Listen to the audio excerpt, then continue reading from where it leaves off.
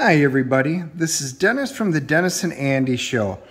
I'm going to do a full review of Batman Fortnite 0 Point issue number 4. We had quite a few people already talking about this one since I put up the quick flip yesterday, so we're just going to go ahead and do the full review. This one is by Christos, Gage, and Christian Deuce was doing the art. Donald Mustard had done the concept of the story. So as where we left off from issue number 3, as one of the viewers pointed out, Batman had gotten out of the loop. And of course, it was Deathstroke that was holding a gun to Catwoman's head. And he's like, drop your weapon, you know, hands on your head. And he goes, she's not going to remember who I am. And you know, it's true. He's like, let her go, but first put your hand slowly. She signals him. He recognizes it and does remember it back from when they were fighting.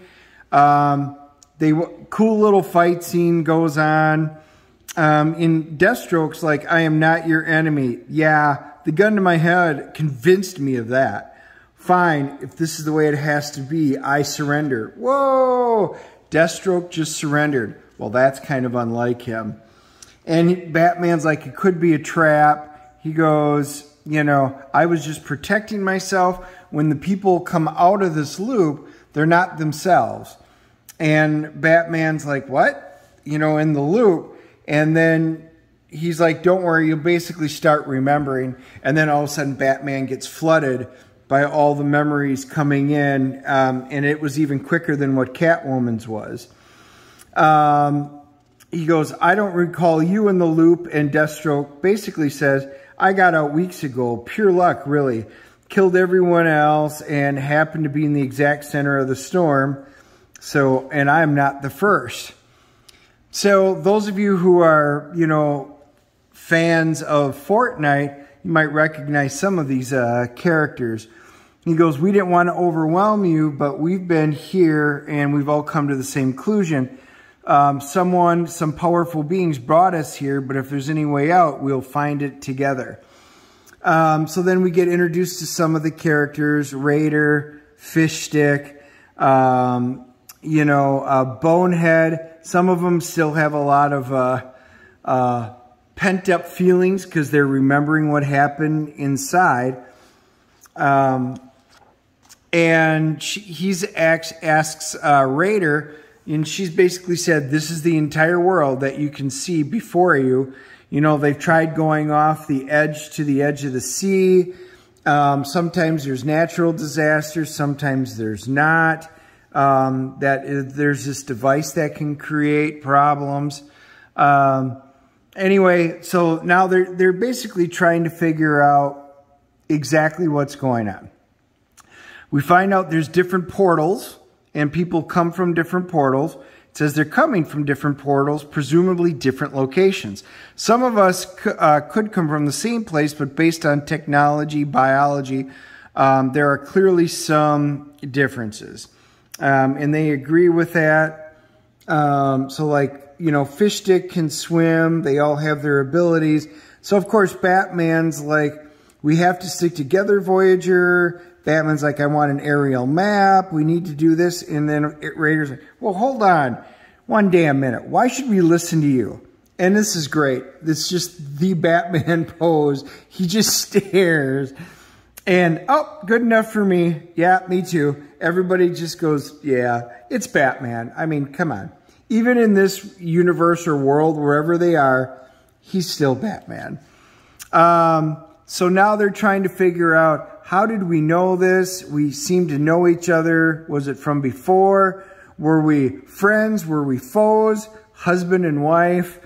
It doesn't really matter. Never. Yeah, so it's kind of cool. They're trying to figure it out. You know, so days later, so they've been actually trying to figure this out. We can't open the rifts, which leaves one option. And there's these hatches. And he goes, this leaves the hatches. 3 in all. never to our knowledge opened.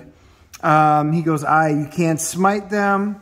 They're impervious to all forces and weapons, but there's no latches, no locks, no means, no nothing. Wrong, that gives us everything.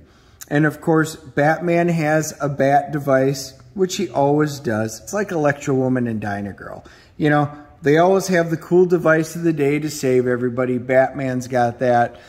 And he's able to hone in on the frequency to unlock it.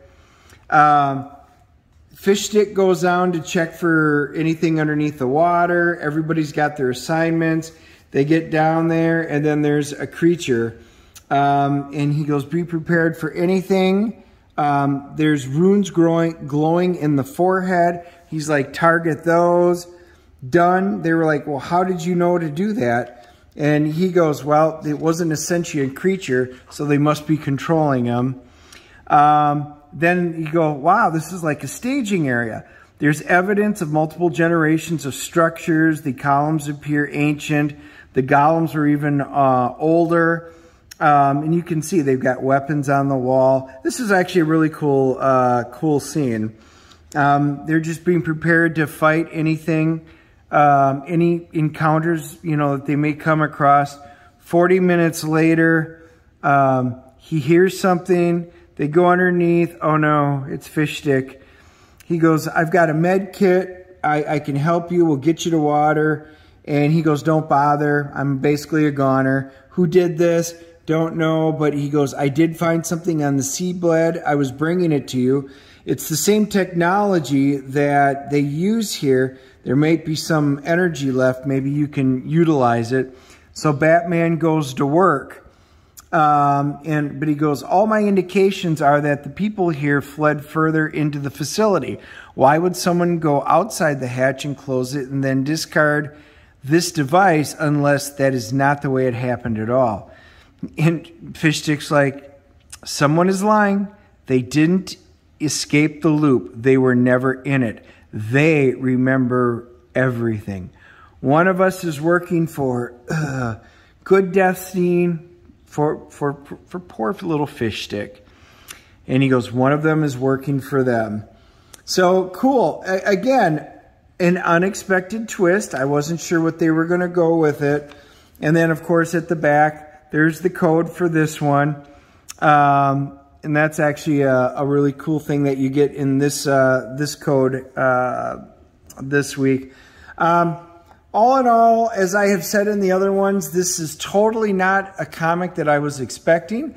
This is actually really decent.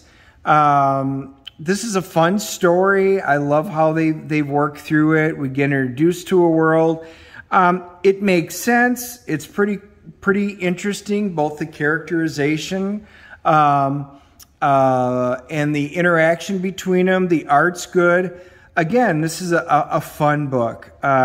You know, I'm giving 0 point an 8.0 for issue number 4. It was a good story. We're continuing to further this along, and it still wants me looking for the next issue in 2 weeks. So I think the job's done. I think DC has done a good job teaming up with Fortnite. So I'd love to hear your guys' opinion if you think it. I mean, this is no home run. This isn't something so, you know, so amazing, but it's solid. It's good, especially when you think that it's a good DC property with Batman, and then you've got Fortnite, which it's a game. And a lot of times these game, you know, comics really kind of suck.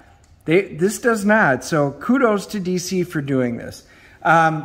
Please hit the like and subscribe button. Leave your comments below. Maybe you agree with me. Maybe you don't agree with me.